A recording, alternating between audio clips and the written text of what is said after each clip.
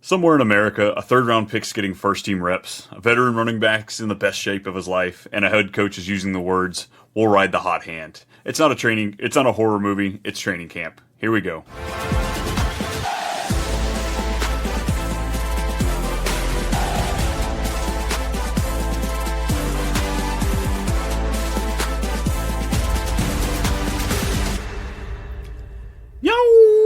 What up, everybody? We're back. It's another episode of Too Much Fantasy Football. It's Brian, it's Brennen, and we're in for a treat today. We're talking some camp battles. Who's figuring out? It's the running back and the wide receiver room is really all we're going to talk about because this guy won't let me talk about some quarterback issues.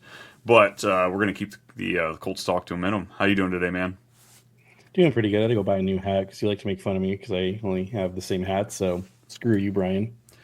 It's more so I just keep tabs. It's more of a fun game. All right, when I pop on, what hat is it going to be today? Yeah, no, I'm going to go to Lids today and just buy 8 more hats so I don't have to hear it from you anymore. The real trick is if you can get it swapped mid-show and me not even notice. That would be the fun of it. All right. And folks, if you want to keep up with all of Brennan's fun hatness and you're watching on the podcast, come on and hang over on YouTube where we got the video feed for you. Like, subscribe, all that fun stuff. Yeah, true. And then possibly play in our fantasy football league, Brian. Yeah, we got a listener league. You want to tell the people about that? Yeah, so basically if you just want to comment below, send us hey, I want to be in the league. It's a chance to win $100. All I got to do is just beat myself or Brian in the league. We'll have a draft here probably at the end of this month in August. A little live draft on YouTube, have some fun. So, whatever we get, we can get 10, 12, 14, whatever the case may be. So, yeah, have fun with us. Yeah, we're hoping to have a great time. 10-man, 12-man, whatever we have to do to fill it up. Free league to play, but of course, champion takes home $100. We got some news. Let's get into some news today. How about that? We do have some news. How about that?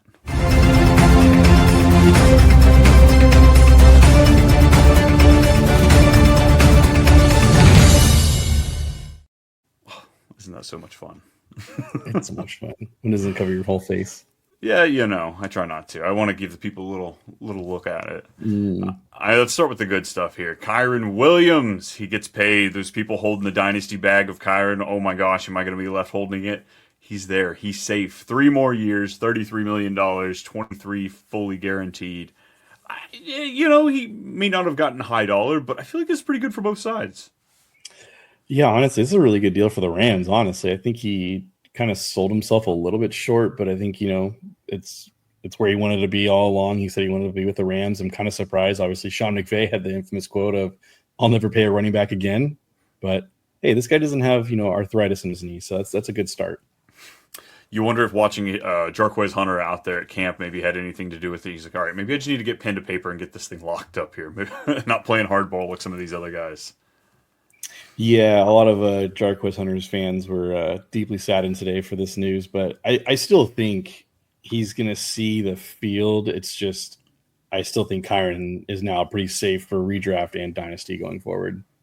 I agree with that. Yeah, Jarquez Hunter, whether you're enamored with the talent or not, he's not taking over this backfield. We've gotten talks of Sean McVay maybe splitting it up a little bit, but that's fine. Even if Kyren gives up 15%, he still has over 70% of the backfield. So I think we're okay there. It's mainly the pass catching. I feel like that's most of the talk that we've had on the fear for him. Now with this signing, has he moved a little bit in your rankings? I think for me, I'm taking him now. I think I'm taking him ahead of Breece just right now. I just feel a little more after with all the news going on with the Jets, but I just feel a little more comfortable with Kyren as my RB1. I do have him there right now. I've got him at 11th in my rankings. Okay. What else we have? James Cook. He's tearing it up there. He got a contract, right?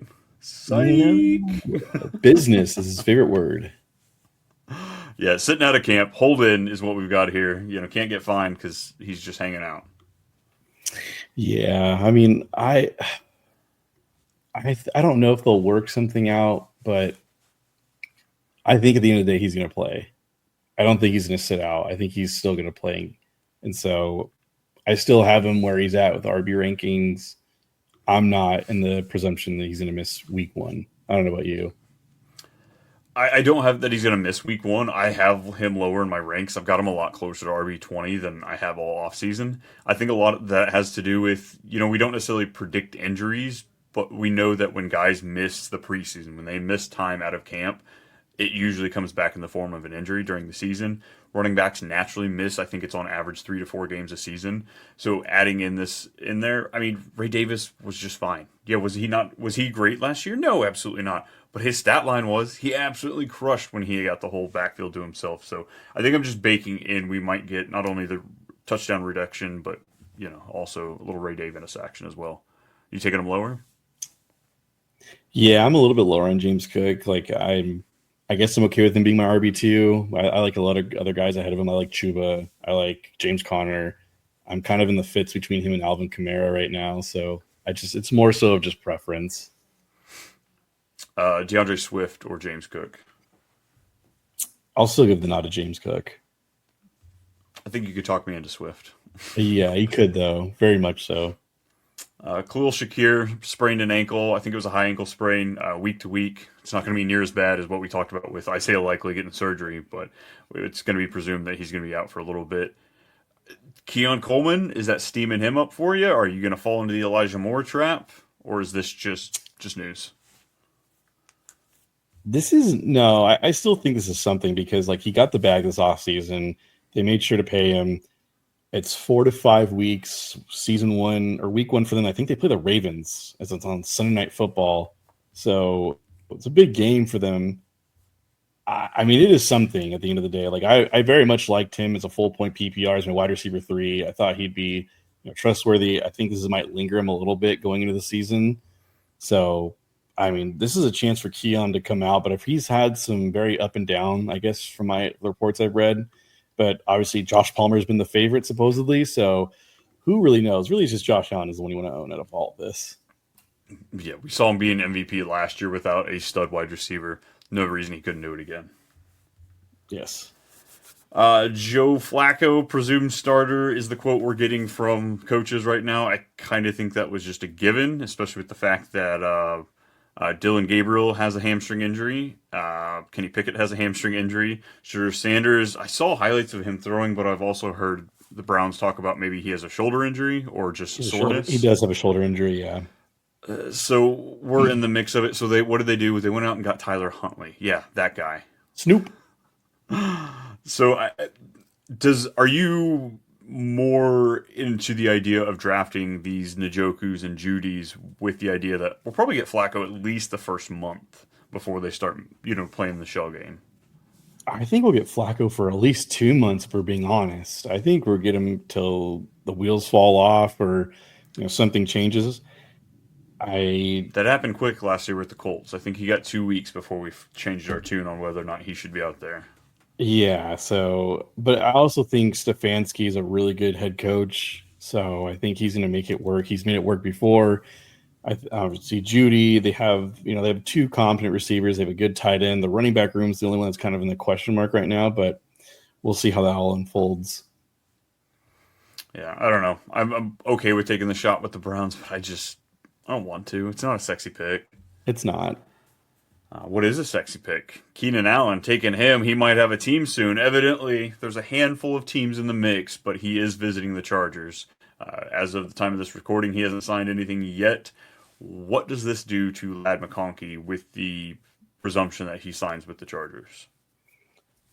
I mean, I wasn't high on Ladd to begin with. I think if Keenan does go there, he's definitely going to eat some targets. He does have familiarity with Justin Herbert, so it's not like it's some new person throwing him the football. This is a guy Herbert was throwing him the football his rookie season, so this is not like some new guy coming in. I think it'll bump Ladd down to my rankings. I have him already pretty lower than most, so I think it might just stay there a little bit. I think I'll still have Ladd over T. Higgins, over Marvin Harrison, but I think his stat line is what will drop a little bit. Yeah, we still saw Keenan Allen last year, a 10 target game, 15, 13, 13. The guy can go out there and still, he finds the sweet spot. He may not be really great route runner.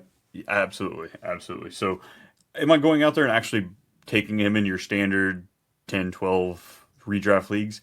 Maybe not yet, not until he actually signs, but it is something for me to kind of gauge when I'm looking at those wide receivers as far as Ladd McConkey. Yeah. Stafford, dude. Not only do we have the Puka injury that always just seems to pop up, now we've got the Stafford injury right now that seems like he's going to see a back specialist week to week, is what they're listing. It's August. It is August right now. Give me some thoughts here on this one. My worry meter out of a 10 is it's at a 3 still. Like I know he's going to go see a back specialist. I get it. He's played through injuries before, man. This isn't the first time. I think he's going to be out there week 1.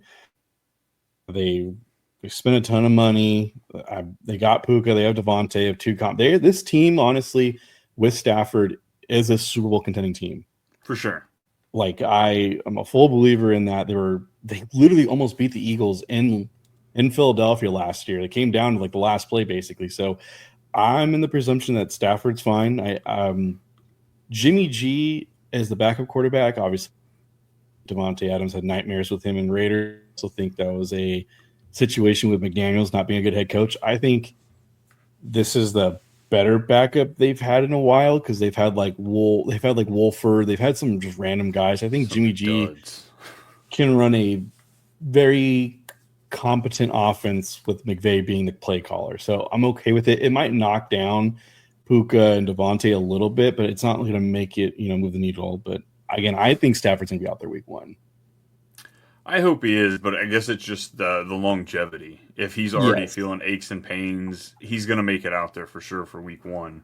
But how long? How many times does it take him getting sacked for really bad things to happen there? And Puka Nacua, granted, his rookie year he played the full season, but he missed time last year, and that was kind of a knock on him coming into the NFL, as he did have injury issues, kind of like Lad McConkey there as well. So Amon-Ra or Puka, you're still taking Amon-Ra?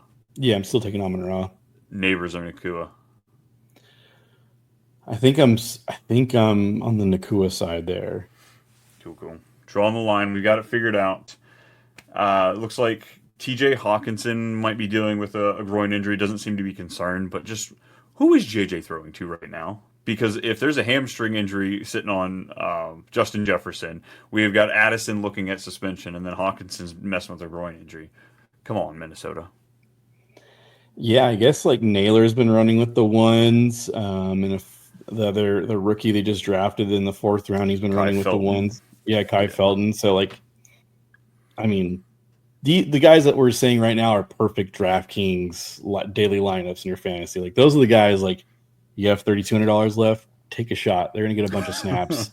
Like for fantasy purposes, I would need to see consistency out of these guys for sure. All right, and last thing I have here, it's the Pirate out there with the Chargers. What are we gonna do with him? Oh man, I don't want to say it so loud, but everyone already knows it. It's Omarion Hampton, man. It's like, so folks, I don't know if you know this. Najee Harris's rehab for his eye is him walking. I'm sorry, Brian. That makes no sense to me. I don't know how that correlates with the eye. I think he's severely injured. I think there is something like, how is walking helping your eye? I tried Googling it. It did not make it. ChatGPT. I can't find any correlation with this. So again, Omarion Hampton, let's just right now, Omarion Hampton's is the starter. Najee Harris is going to be on the IR. If everything's falling in line, where does Hampton now go in your rankings? He's got to be like 9-ish, I think, for me, 10-ish. I'm still taking Bucky over him. I'm still taking Kyren over him. I'm still taking Chase Brown, Gibbs, Genty. But I think he's in that conversation with like Jonathan Taylor, Omarion Hampton there. Oh, wow. Because then I start getting into, I've got Kenneth Walker up there. I've got Alvin Kamara up there, James Conner. Oh my gosh, Josh Jacobs. I missed him. Would you take Josh Jacobs or Omarion Hampton? Omarion Hampton. I think they're. It's just because of Greg Roman offense. It's just it's just the offense. They want to be a run heavy team, so I'm going to go with the guy that's going to be guaranteed touches. I think it's the pass catching upside that I can see with Josh Jacobs. I think he should be getting fed significantly more than Hampton. Greg Roman traditionally in his offenses, he tosses to the running back, but it's not a lot of targeted passes there. Josh Jacobs looks like he's in line for another great year with Marshawn Lloyd, their backup, still dealing with an injury or another injury, and then these wide receivers. So annoying, dude. I have like an 18% sharehold in best ball with him. It's so annoying. I'm so over it, man. So over it. Yeah, I stayed away. I got burned last year. I kind of stayed away a little bit more this year, and I'm feeling better about it. Yeah. But yeah, folks, if Najee just if he can't get it figured out, Omarion Hampton is looking like there might not be a ceiling for him this year. Yeah. You got anything else for news? I don't know. Let's get on to these camp battles. Sweet. Let's get to the camp battles.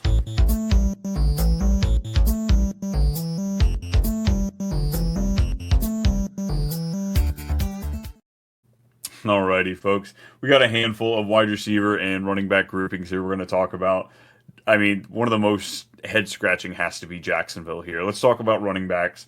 We've got Travis Etienne, we've got Bashaw Tooten, and we have Tank Bigsby. As far as ADP goes, they're all in that ambiguous category where you can look at it. You've got Travis Etienne going at running back 34. You've got Bigsby going at 43, and Bashaw Tooten going at 44.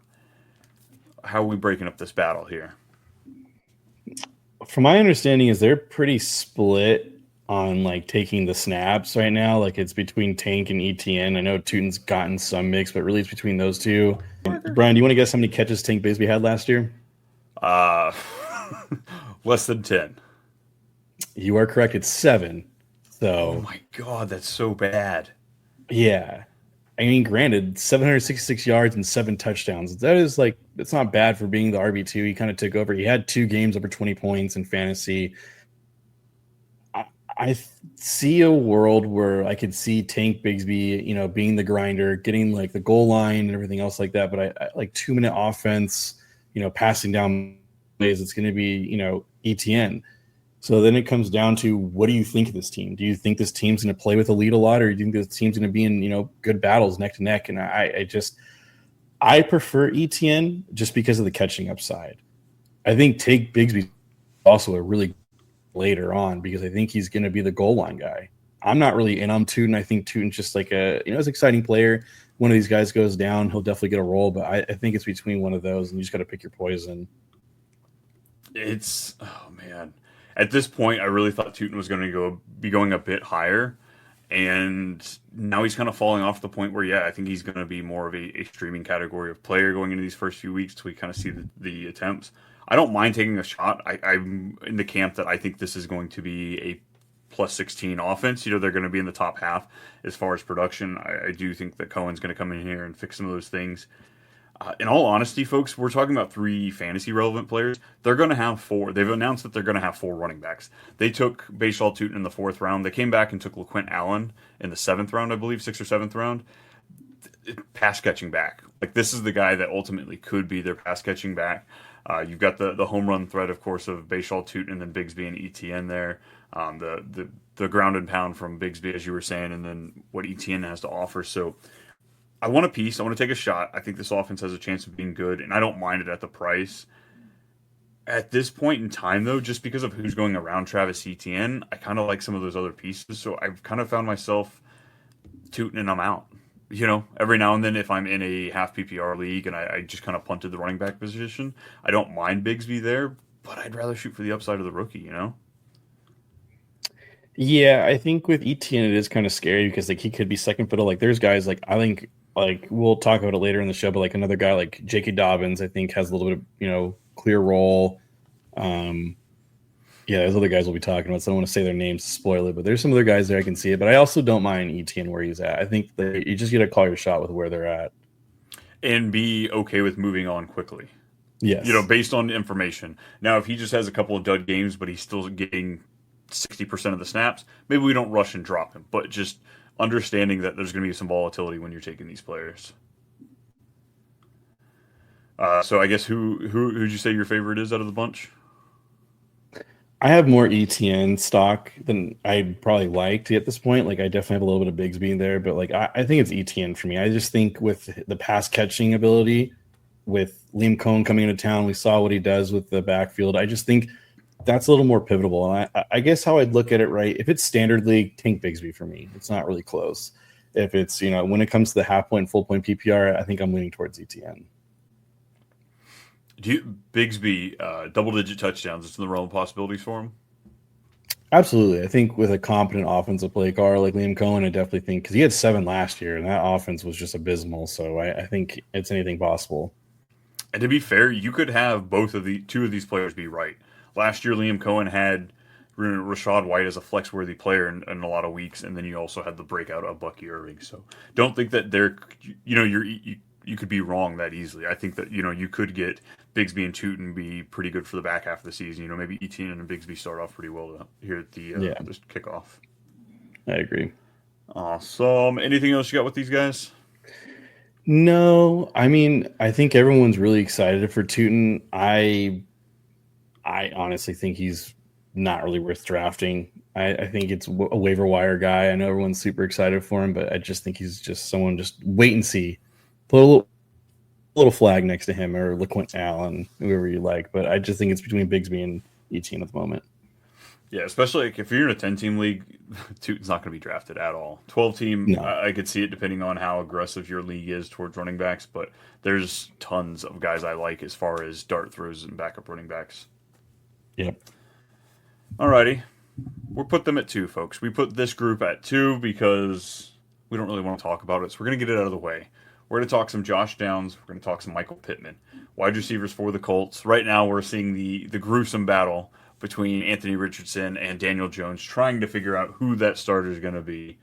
I think we're both leaning a little Anthony Richardson. As a fantasy fan, I think I'm leaning for Daniel Jones, but as far as what's good for the team, Josh Downs is wide receiver 49 right now, and we've got Pittman going just a bit later. He's going at wide receiver 51. How are we addressing this wide receiver room? Man, it's tough because it really just comes down to the quarterback play, and it's not fun. Like it gets really both on the same page. We think Josh Downs is the best receiver of this group. Like of Pierce, we think he's the most good. Michael Pittman though isn't a slouch. I think Michael Pittman's a great receiver 2 on a team. Bag house. He's gotten over 1,000 yards before. Last year, he had 808 yards with a broken back. Like that's honestly impressive when you think about it. So, yeah, horrible quarterback play. It's tough. I think for me, I've been leaning towards Michael Pittman just because I think he beats the ADP where he's at. I think at 49, correct? Yeah. Yeah, I think he beats ADP. If he plays all season long, regardless of the quarterback play, I think he beats that out because I think he's in on every snap. Josh Downs is like if you look at the snap percentages, like right 80, 90, 89, 75, 92, 98, 90. Not like that. He is. So let me throw this out there. What does Tyler Warren do to this situation? As a team in the Colts last year that threw 71% of the targets to the wide receiver room, 4th in the NFL, they threw 15% to the tight end room. So obviously we're going to see a huge influx to the tight end passes going in there with Anthony Warren. Josh Downs had a 25% target share last year. Michael Pittman had a 24% target share. So now you're shrinking up their pies a little bit on already a smaller passing pie for this team. This team's going to run through Jonathan Taylor. Alec Pierce is getting hyped up by the coaches right now. I think A.D. Mitchell stands a chance to carve out a larger role in this team. Second round pick last year. My issue is kind of the same with the next wide receiver room we're going to talk about. I don't know if it's enough that I want to buy in. I 100% would put money on these guys finishing ahead of their ADP, but how they do it, I don't know if I want a piece of it on my team. That's true. I agree with that because they could just be scattered games where Michael Pittman gets 10 targets, 9 for 109 and a touchdown. Then the next week it's two receptions for 19 yards, and the next week it's 5 for 42. He could be very much inconsistent. I would say Josh Downs probably has more consistency, but Michael Pittman has more upside. Yeah, for the touchdown. right there. What I'd agree. I think Pittman has a bit of that higher ceiling as far as an individual game. Talent Mm-hmm. wise, I would say Josh Downs, but yeah, an individual game I'll give Pittman that just with that side, and then Josh Downs has that higher floor with that target share. But like Pittman last year, games scored over 10.5 points. 29% of his games he hit double digits. It's bad. It's Not good, bad. Bob. Not good. So again, he gave us he gave us top 10 finish last year. Finished 15, finished 13, finished 23. You didn't pick those games well. If we get consistent quarterback play, maybe that happens. But I don't think that if you missed out on the shot drafting these guys, you can't still go trade for them. If you're like, okay, hey, Anthony's doing what I wanted to see. We're 3 games in. I'm going to go make a move for one of these Colts receivers because most people are going to treat him as wide receiver fours. Yep, I agree. Sweet. We'll get the Colts fan out of Indy. Yeah. Let's do it. Let's head over to Wisconsin. It's. I don't have a cheese head. I need a cheese head hat. But let's talk some Jaden Reed and Matthew Golden. Again, these guys they're literally just hanging out with Michael Pittman and Josh Dobbs. Jaden Reed's going as wide receiver 46. Matthew Golden's going as wide receiver 45. God, if we go grab the 49ers wide receivers, we could just talk about all of the 40s wide receivers. But yeah, these guys are scattered across rounds 9 through 11, depending on the platform you play in. Jaden Reed's going in round 11 on ESPN right now. He'll beat that ADP, but at what cost? Oh, yeah. Yeah. Again, I'm more on the Jaden Reed hype train than I was last year. I think this is time to buy into it. I know they took Matthew Golden. It's the first time an offensive player, and I don't know how long since it was like 20 before Aaron Rodgers, right? Yeah. So this is very exciting for them. Wish it was another player like Luther Burden or something like that. I mean, we both like Golden, but we just thought there's other players that were just a little more valuable in our opinion. So maybe it's just because we're not high on Golden, but Golden's going to carve out a role in this offense, whether we want to believe it or not. Again, it comes down to what I think is the most obvious. This team's going to be what has it's been with Jordan Love. It's going to be scattered. I don't know if someone's going to be the most dominant guy to get snap is going to be leading this team in snaps. If I had to guess, it's Jaden Reed. I've seen him do it before. It's just, is it going to be consistent? That's what it comes down to. And I'll gamble on what I've seen before versus I really wasn't high on this guy. I get it. He has some, nice plays at the University of Texas, but I'll trust Jaden Reed before I trust Matthew Golden. And that's where I sit on the other side of the fence. Finally, a little back and forth here, folks. Yeah, I am Matthew Golden. Like we were talking dynasty back in, April, May. Wasn't a pick I selected. I have 0 shares as far as dynasty goes. Didn't really have a lot of first round picks there, but or second even for that matter. But I was kind of out on him. I am growing more on Matthew Golden at this point that they're going back to back. If I'm going to take a shot on a wide receiver, give me the rookie, give me the unknown, give me the possibility of the one that's stretching the field. We know Jordan Love has a cannon, and that's where I think we can get a lot of big plays is from his ability to do that. Jaden Reed is a great slot player. He does just that. It's mind-boggling, though, how they use him. They keep talking about him. I saw a quote from Matt LaFleur. Absolutely could be the case, was the quote, when talking about getting Jaden Reed outside. Absolutely could be the case. So it's feasible. They said this last year. They said this last year, and this is exactly what happened. Romeo Doubs led the team in snaps last year on the highest snap percentage. So, Jaden Reed's just behind that. They just had their family night game. Jaden Reed took 0 slots out wide. Only in the slot is where he was taking shots. Now, I also saw a report that his foot was bothering him a bit. They think it was the cleat, so maybe that's what was holding him out some. Either way, right now, it's not him out there in 2 wide receiver sets. It's Matthew Golden, it's Romeo Doubs. If I'm in a full PPR league, I don't mind kicking the tires at Doubs if you're in a 12-plus team league. But Matthew Golden just seems like he has so much more upside. That ceiling is just so much higher that I'm willing to take the shot there. I mean, it's fair, honestly. Brian, we could both be wrong. It could be like Wicks that leads this team or Mecole Hardman just out of the nowhere. I'm Christian Watson, joke, yeah, okay, let's so not be ridiculous players here.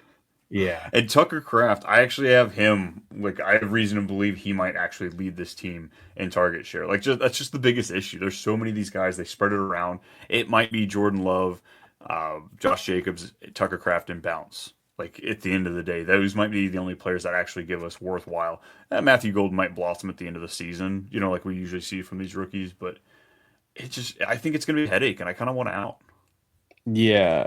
Talk to me next year about Matthew Golden for For season sure. 2. That's probably where I'm at most. The same thing with like Keon Coleman last year. I was like, oh, he's exciting, but I'll wait and see. Yeah, they even have Travion Williams, who they took in the third round as well. I've seen. I mean, he's a behemoth of a guy, so he's going to be taking those snaps out wide. But what is it? It's Dobbs and Christian Watson are both in a contract year, so I'm interested to see if they bring back Dobbs or if they let both these guys walk, and it kind of cleans up this wide receiver room because right now we have what 7-ish, pass catchers right now that are all viable. It's ridiculous. Yeah, Bo here I'll Melton's list even them out off for there. you. Yeah, so Jaden Reed, Wicks, Melton, Nicole Hardman, Matthew Golden, Romeo Dobbs, Travion Williams, Malik Heath. I've used him before. I mean, I've Hmm. seen his name before. So it's just like, again, I just would rather have Jordan Love. I'd rather have the guy that's going to throw the football to them than even try to gamble. I don't even want to stack anybody with them. It's such a tough chance to even like call your shot.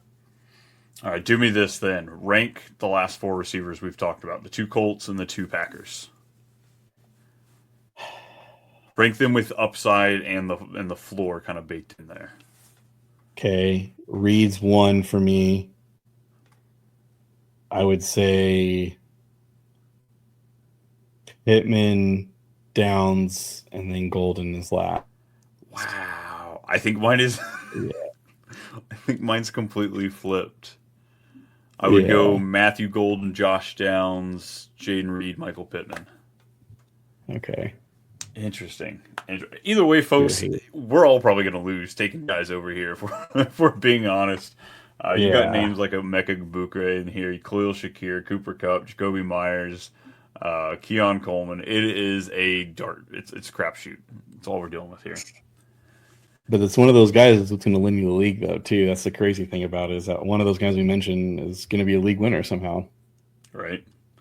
Let's go to Chiefs camp here. I feel like this one it shouldn't be as much of a talk as it is. We've got Pacheco. Evidently, he's running just as hard and as angry as he has been. He's bounced back from the injury. Kareem Hunt got brought back again on this team. He's kind of still some goal line work, I imagine, and just piss you off in a few points in time. And then Rashard Smith, the 7th rounder that has been compared to Jerick McKinnon in too many hype circles. Where are you feeling on these guys? Pacheco's It's 24. Yeah, it's crazy that, like, Pacheco broke his fibula, I believe it was, and then came back in week 12, and he just didn't look right. And then a lot of the physical therapists are saying that, like, it's going to take some time for him to come back from that kind of injury. It's not the same. So I'm kind of in on Pacheco. I think, we were drafting him as like the RB12 last year because we just saw such a safe floor and everything else like that. I mean, he's in a contract year this year. I definitely could see them, running the wheels off and, going to draft another guy. And then we talk about the next Kansas City Chief running back, or do they take in the 2nd, 3rd round as the next, Clyde Edwards-Helaire like idiots. But I'm going to gamble on Pacheco coming back over the guy, Kareem Hunt, who's almost 30, 8 years in the league. Granted, he looked okay. He was a grinder. He was getting those tough yards. He's not going to break away for a touchdown. He looked a little chunky out there. You know what I mean? Like, he a little thick. So I'm more on the Pacheco side. And he still brought in 7 receptions in the first 2 games before he got injured. So Absolutely. I think there's definitely upside to him. Where he's going at RB24, I don't mind that at all, especially in ESPN. So he's going in the 6th round in Sleeper and Yahoo. 8th round, middle of the 8th round on ESPN. I'm taking that swing every day just because outside of the injury, there's no real reason. Like, Andy Reid's not going to pull a guy just because he got injured. Now, if he loses the job, he loses the job. But if it's basically on the injury and he comes back, he's looking good, I think we're going to see him riding out there as that 65, 35, whatever we see that split between him and Hunt. Yeah, I mean, the other name we're not mentioning, though, is the guy they took in I think the 7th round, Yeah. Rashard Smith, 5'10", 196 pounds. So he's not going to be, I don't think he's a threat for rushing work, but I think he could be fantasy viable in the receiving game. This guy has hands. He's lined out in the slot. He's already been sprinkled in with the first team offense. I mean, when they had, what's his name? Who was the range? He was McKinnon. Jerick McKinnon. He could be the Jerick McKinnon 2.0. And Jerick McKinnon was very valuable in fantasy. So that run he had with the Chiefs, starting with Week 13, he finished as RB16, RB1, RB1, RB21, RB6. Yeah. And the reason why I say that too is because when Mahomes, whenever he faces a defense, they do not want him to throw over the top. And they added Xavier Worthy. Rashee Rice will be back. Hollywood Brown will be back too at some point. They have a lot of burners on this offense. So what does that lead for Mahomes to do? Is like, well, I'm just going to throw right there to my left or to my right, and you can do whatever you need to do. So, and every single receiver has had an ailment at some point this offseason. Whether it be a concussion, a hamstring, or jail. Like, we're going to need to throw the ball somewhere, if not to the wide receivers, because Travis Kelce is like turning back time with his appearances, but not his age. Yeah, Rashard Smith, someone I think he's going to go undrafted, but he's going to be. If I see him out there getting just a little bit of work, I might, pick him up week 2, week 3, whatever the case, because I think they're going to start to work him in as that Jerick McKinnon role, and I think he'll be a lot more valuable than people realize. He's a shot I think I'd take over Tooten in that first week, and then it's kind of eye going forward. Absolutely. Next up, we've got Ramondre Stevenson for the Patriots, and Travion Henderson for the Patriots. The rookie went in the 2nd round. Henderson did. Stevenson got re-signed last summer, so he's going to be involved. They really can't get out from underneath his contract, but he fumbled the other day. He might be fumbling his way into just sitting on the bench making 14+ million, however much it is. Henderson, I feel like you and I have been back and forth all summer. We're a little in, we're a little out. Last, I feel like I remember you saying you were pulling out a little bit more on him. He's going as running back 25. Have you kind of settled with your thoughts on him? So out of the beat writers are saying that he is the best player on offense, and it's not close. So sways me a little bit, but again, at the end of the day, I think if it's a full point PPR league, I'm all in on Henderson. Yeah, we've touched this before. Like, McDaniels has made James White fantasy relevant for years, and I think he is James White 2.0 and even better. So. But when it comes to half point or standard, I'm in on Ramondre though, because I think he's still going to get the goal line work, the short yardage plays and everything else like that. Ramondre is going as wide receiver 36 around names like Travis Etienne, Jordan Mason, Javonte Williams, J.K. Dobbins. And then you got Henderson going around R.J. Harvey, Isaiah Pacheco, Aaron Jones, Caleb Johnson. I think I might be just a touch lower on Travion Henderson as far as his draft value. This might be something that really starts blowing up here multiple weeks into the season. Could be wrong. He could come out right off the beat, but I think a lot of it has to be, you have to be in on Henderson or Diggs. Like, one of those two guys is going to, one of the two of them will be, top 2 in receptions on this team, if not both of them. Just the way it's stretching out. We have so many question marks in this wide receiver room. It's hard not to, it's enticing. I think he's caught 3 touchdown passes already through camp, and those highlights look so good. So I'm trying to navigate through, not aggressively putting up in the top 20, but he's right there as a fringe RB2, RB3 for me right now. But I'm out on Ramondre. Want no bit of it. I mean, I'm okay with Ramondre with where he's going. He's super late. I know he's going to get some touches here and there. So, I mean, that's where I'm okay with it. I'm not obviously, I do not want him as my RB2 or a flex play, but it's more of a depth bench piece, so to speak. He's going to fumble by week 2, and I just think they're going to rip him a new one on the sideline. This new coaching staff, I don't think is going to put up with this. Not that, Bill ever did, but I don't know. I'm kind of out on Steven. I don't want to play the game. Fair enough. Yeah, I get it. He had the fumbles last year, and he's still having a little bit of issues. It's just I think when it comes down to it, they're not going to put Henderson on the goal line of the 1 yard. When it's the goal line, they need a touchdown on the 1 yard line. I think it's be Stevenson pounding it in. So like I think that's where I'm at with the value. He could be like a who was it for the Lions that 1 year where he had like he led league in touchdowns. Jamal Williams. Jamal Williams. I could see something like that similar for Ramondre Stevenson. They just they're at the 1 yard line, just get the ball to Ramondre. Right, he's big enough to do it. He's a large fella. We got two more groups we're going to touch on here. I feel like it's a very similar-esque situation here. We've got Dylan Sampson of the Cleveland Browns, the 4th-round rookie, the second running back they took after Quinshon Judkins, who still hasn't signed his deal. We still haven't gotten any more information on that, so we're not even touching that. We are looking at Samson, and then Jerome Ford, who we thought was going to be an afterthought, came back to the team on cheaper money because they didn't think they had to keep him. At this point, Samson has the highest ceiling. Like there's all the unknowns with him, but he's really good between the tackles, and Ford is the check down guy. This team's going to be throwing a whole lot. Joe Flacco doesn't like to get hit, so he's going to be dumping off like crazy.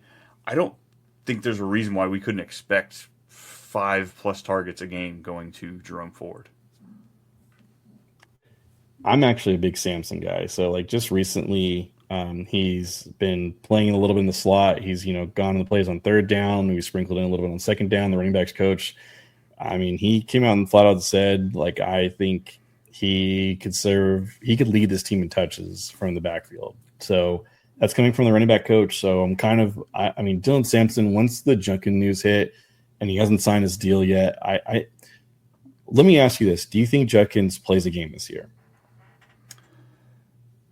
I think that it's not as high of a problem. I think it's a higher probability than most people think that he could not play. Like he's out 8 to a full season. I don't think that's out of the realm of possibilities this year. I could see him being suspended for 8 games, but then the Browns are just like, let's just. Yeah, every team might just avoid him this year, and they'll reevaluate in the spring, which I don't think is a crazy idea. Yeah, so I'm more in on Dylan Sampson. His current ADP, I think right now is the cheapest you're going to see it because once it comes to like your draft times in a couple weeks, I think he's going to move up a little bit. Yeah, that's the thing. Right now he's going in the 14th round in a lot of leagues, so virtually undrafted, one of those last picks. So with that, I'm kind of okay with him sitting there and giving me a little bit more time to decide whether I want to pull the trigger. But as far as explosion, I think this was one of the most explosive backs we had in this class, despite him. I think we had him somewhere like between 5 and 10 as far as the running back in our ranks, as far as the rookies, but definitely excited. It's just it's kind of the same thing with Jerome or with Judkins this year is I was nervous about how many opportunities was he actually going to get, or at least running the ball. Judkins, he has a slight passing profile, not near as good as Samson's. Not that his is amazing, but I guess that's my biggest question with him. I'll ask this question actually after we get out of these guys.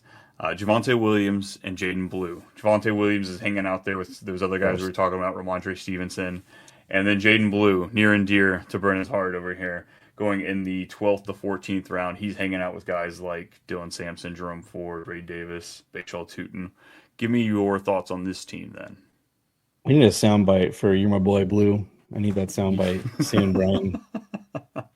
Noted. Again, we saw what Javonte was. He's just not good, man. Like I'm looking at his stat line for Denver last year, who, by the way, had one of the best offensive lines last year. So like, was an excuse. He was 2 years removed from ACL, so it's not like it was hampering or anything like that. And it's just he's not good. Hey, Brian, there's a game I'm looking at. He had 8 attempts for -2 yards. He had a game with 4 attempts for 1 yard. I just don't know what to tell you. Like, the dude's not good. Look, it wasn't just a simple ACL injury. He tore multiple things. Sometimes it takes multiple years. I guess I'm just not completely torn on the 3rd year. The 3rd year he rises again. I think there's a story about that. But I don't know. I guess I'm not just the dude's not that old. Like, yeah, he just turned 25. He still should be in the prime of all of that. I get it. It wasn't pretty, but just where it is, this offense should be terrible. And just the check down ability. Now I get it. Blue has the same pass catching, abilities that he has, Better. and he's more Better. explosive. Yes, we're getting there, but they can both catch passes. And Javonte Williams can pass block. Blue did too, so I'm not knocking him there. I think the veteran, like we said, we put up a bet last time. I think he'll maintain top 24 RBs through the first. I said 8. I should have said 6, but we said 8 weeks. You could have said 3, brother. You could say whatever number you want. I think I overshot it. I didn't want to spook you with the 6, and I should have gone in lower. Yeah. All right. Well, as far as these late shot running backs, then we've got Tooten, we've got Samson, Blue. Who are you? I guess order those 3 for me. Samson, Blue, and Tooten. Only reason I would change Blue if it's a full point PPR, because I genuinely think the Cowboys are going to be a pass heavy team. Will you agree with that? 100%. Okay. I think they're going to be a lot more shootout games. They're going to be down 10. a lot. Yeah, I think they're going to be down in a lot of games, and they will not need Javonte out there. They're going to need a guy who can catch the ball, and it'll be Jaden Blue out there. I even think, honestly, I think Miles Sanders is a little bit better than Javonte Williams. Okay. So, I was with you for a little bit. I was willing to take it, but no way. Miles Sanders? No. There's nothing about Javonte Williams that I'm just like, yeah, they should be super exciting. Like, Jaden Blue has already been running with the ones. So, that report came out where he's lacking in effort and everything else like that, which I guess was already debunked. So, again, asking me who I want to own out of the Cowboys backfield is Jaden Blue, and I don't even think it's really close. Goodness. If I had to rank them, oh man, I'd probably go Samson, Tooten, Blue, but they're all pretty close. Okay. And it's not a knock on Blue. It's just I think Samson has the. Oh God, I don't know. They're all it's an ambiguous backfield for a reason, folks. That's why we're taking them where we are. They all Tooten in points. You said what? Can we make a bet that Blue outscores Tooten in points, since you think he's going to be better in the rankings? Points per game or season long? Season long. Yeah, I'll take that. All right. Where's my sticky notes? I like free bets. I like free wins. Tooten over Blue. All right. Bam. Nice. Putting it up there, folks. That's it. That's all we have for the camp battles. We got to hop off camera and do a little battling our own, it seems like, all the slander to Javonte Williams.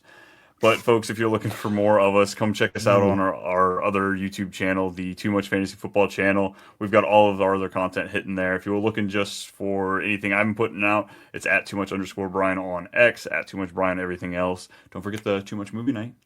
Brennen, where you at? Where are these people finding you and your terrible takes? My wonderful takes? Yeah, I'm on X. Yeah, X at Too Much B-Mulk. Come let them know. Where's the Javonte hive? We're going to come find Brennen and harass him a little bit this week. Dude, if there's any Javonte Williams stands out there, I'm sorry. That's a terrible thing to be a stand over. At this point in 2025, 100%. Oh, folks, we're wrapping it up. We're getting out of here. We appreciate you listening. Like, subscribe if you're here on YouTube on the podcast. Do the same. Give us a review. We appreciate it. And we'll get out of here. We'll see you next time. Later.